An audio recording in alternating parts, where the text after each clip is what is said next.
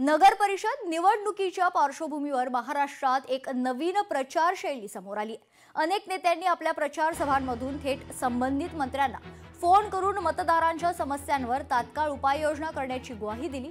उपमुख्यमंत्री एकनाथ शिंदे यांनी विविध सभांमधून मंत्री उदय सामंत, प्रकाश आंबेडकर आणि प्रदूषण नियंत्रण मंडळाचे अध्यक्ष सिद्धेश कदम यांना फोन केलेत।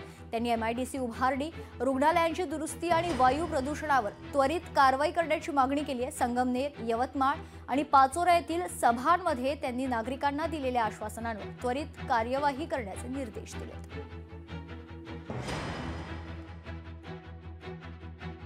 पण काम करा। कोण आहे? हॅलो,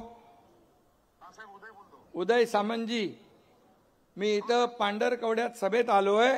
लोकांची मागणी आहे, इथे रोजगार नाही मिळत, इथं एमआयडीसी पाहिजे, जागा द्यायला तयार आहेत। हो साहेब, नक्की आपण आचारसंहिता लागले की ताबडतोब कारवाई त्याची करू आणि एमआयडीसी मंजूर करू। तर शब्द देऊ मी त्यांना? हो साहेब, आपल्या आदेशाप्रमाणे मंजूर होणार। हॅलो, गुलाबराव, मी इथे शेवगावला आहे।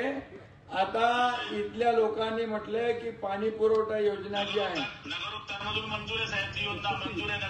त्याच्यामध्ये काय त्रुटी आहे? त्रुटी हा, त्रुटी दूर करा आणि करून टाका। मी बघा शब्द देऊ नये ना।